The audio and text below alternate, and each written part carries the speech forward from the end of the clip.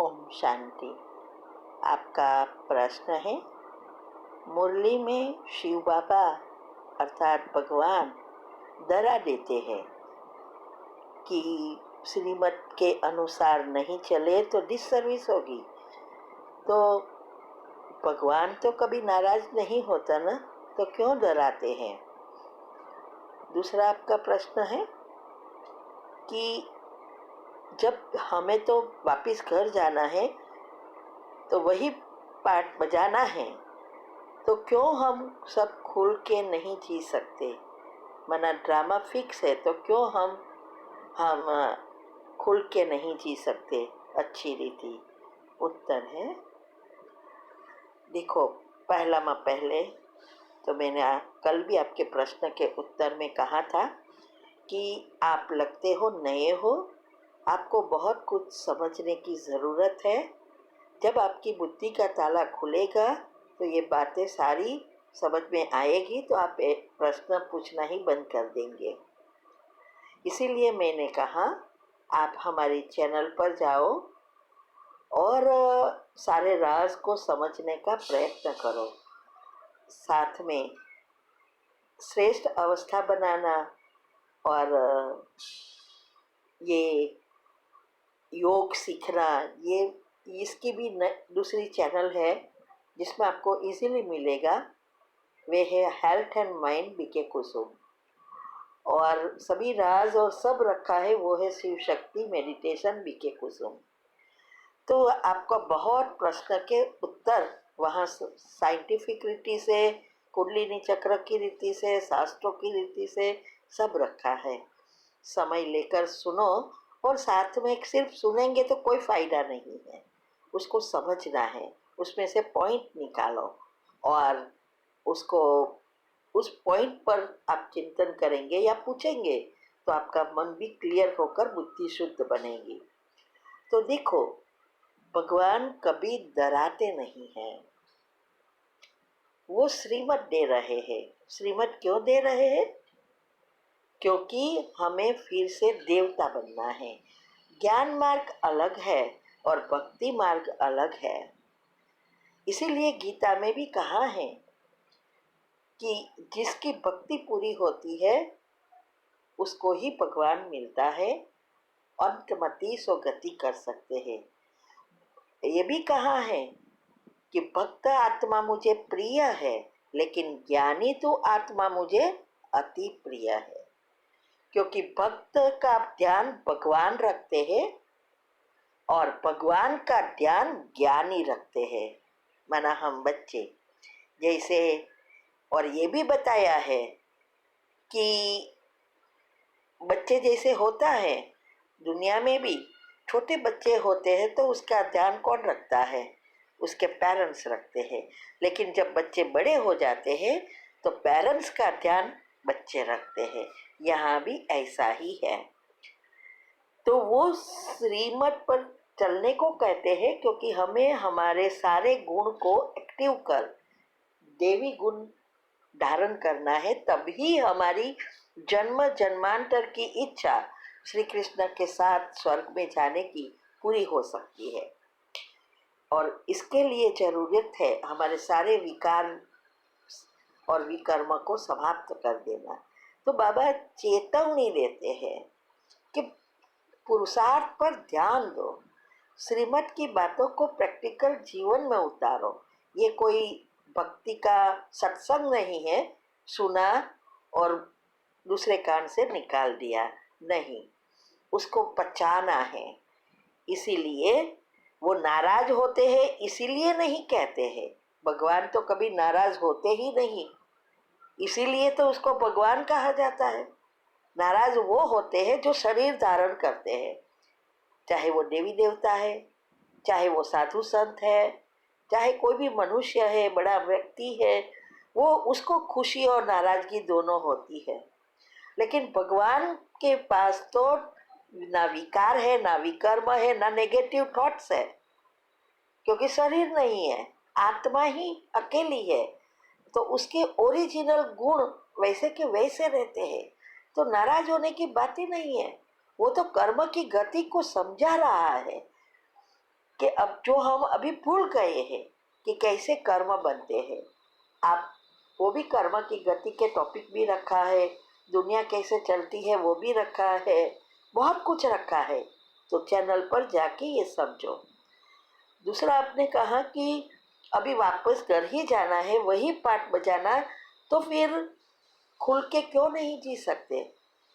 तो देखो, वापस घर तो सबको जाना है, लेकिन खाली हाथ जाना है या भरतू हाथ जाना है, वो हमारे हाथ में है। भरतू हाथ माना श्रेष्ठ भाग्य बनाकर जाना है, या जो मिला वो। तो ये सब करना है क्योंकि हमें श्री कृष्ण के साथ पहले जन्म में आना है।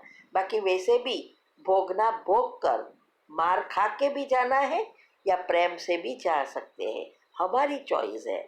इसीलिए खुल के जीने की किसने नहीं बात की?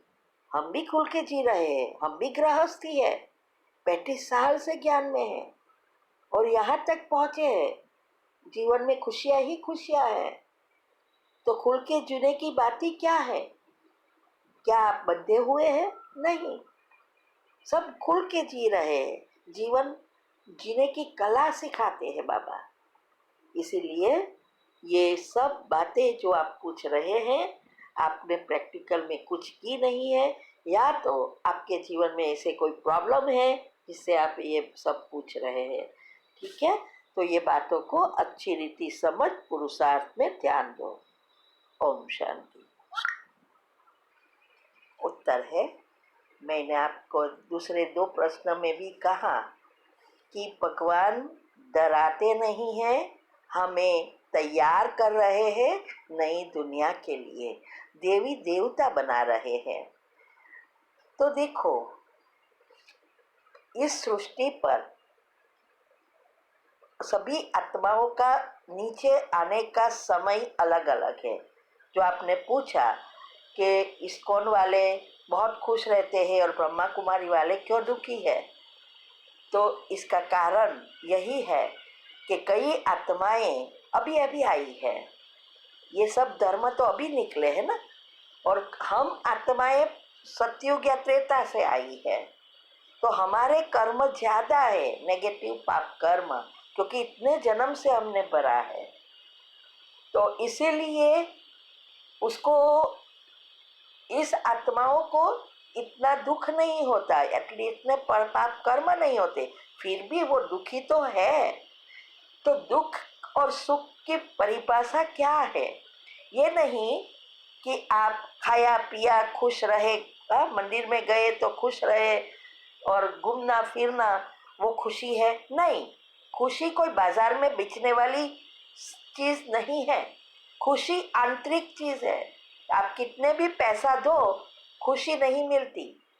इसीलिए कहा गया है सत्यचित आनंद स्वरूप। गोप, अगर आपको खुशी की बात पूछनी है तो कहते हैं ना, गोपी वल्लभ की गोप गोपियों से पूछो कि ये सत्यचित आनंद स्वरूप क्या है। वो एक अवस्था है।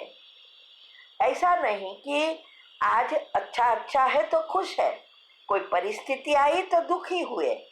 मर्सिडीज घर में आई, सब खुश हो गए, लेकिन मर्सिडीज लेकर बाहर निकले, किसी ने, सामने वाला ने आके गाड़ी को ठोक दिया, एक्सीडेंट किया, तो सब दुखी। ऐसे नहीं, इसको कहते हैं अवस्था, कि मर्सिडीज आई तो भी खुश, और ठोकी, किसी एक्सीडेंट हुआ तो भी खुश। इसीलिए गीता में भी कहा है, मान योग का परिभाषा जो आपी है दी है कि मान अपमान सुख दुख खुशी, कोई दुखी, कोई भी परिस्थिति है, ये सभी स्थिति में समान रहना ही योग है। तो हलचल में नहीं आए, इसका नाम योग है।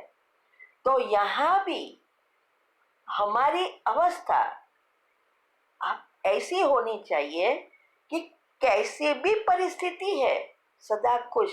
खुश का अर्थ है नहीं कि नाचो कूदिए रखो दिखाई दे, नहीं, वो आंतरिक खुशी है। और वो तब होगी जब हमारे चक्र खुलेंगे, अनाहत तक पहुंचेगा। तो अनाहत चक्र बैलेंस चक्र है, तब हमारी थोड़ी थोड़ी स्थायी खुशी होना शुरू होती है। तो सब पुरुषार्थ ही है। दुनिया वाले को तो पता ही नहीं है ना पुरुषार्थ करना है, गुण धारण करना है, कर्म को जलाना है। नहीं, वो सब हमारे साथ है, हम कर रहे हैं। तो सर हर एक की अवस्था तो नहीं बनी है, और इस अवस्था बनाने के लिए बहुत सारी चीजें का सामना करना पड़ता है। तो और कईयों की आदत यही है कि चुप रहना, मना कुछ हमारे वो चेहरे पर ऐसा दिखाई देता है जैसे नाराज है, बल्कि नाराज नहीं है, वो चुप रहते हैं। और जब तक हमारे गुण एक्टिव नहीं होते, जब तक हमारे सात चक्र के लेयर्स पॉजिटिव नहीं बनते, तब तक ऐसा ही दिखाई देगा। ठीक है। ओम शांति।